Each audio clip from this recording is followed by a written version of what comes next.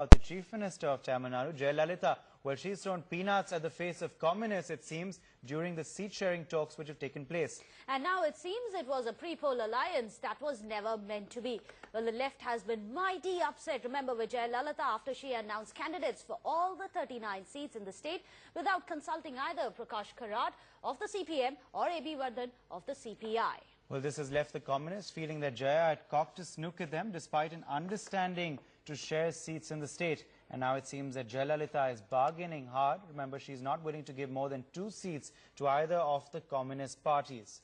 And sources have told NewsX that this is because she's possibly mulling a post-poll alliance with the BJP. Now, if the communists were on her side, why would she be supporting the BJP after all?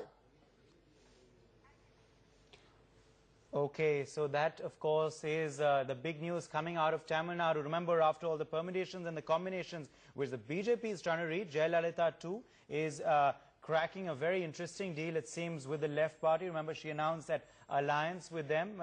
It seemed to be the blossoming of a third front alternative, but it seems that might not happen after all. Jayalalitha is being very difficult in her talks with the communist parties, announcing that she wants to contest all the seats in Tamil Nadu, leaving absolutely nothing for the communist parties. But that's something they don't want. They want at least 2 of the seats in the state. Remember, this alliance was formed. It was announced as well by all these parties, but now that seems to have gone sour because Jayalalitha wants to keep her post-poll options open. So extremely smart posturing there by the Tamil Nadu Chief Minister. And Uday, let's not forget, after all, Jayalalitha does have prime ministerial ambitions of her own, which is why perhaps she wants to keep that option open. If BJP comes to power, leading the NDA, there's no possibility of Jayalalitha possibly become the prime ministerial candidate. After all, it is going to be Narendra Modi.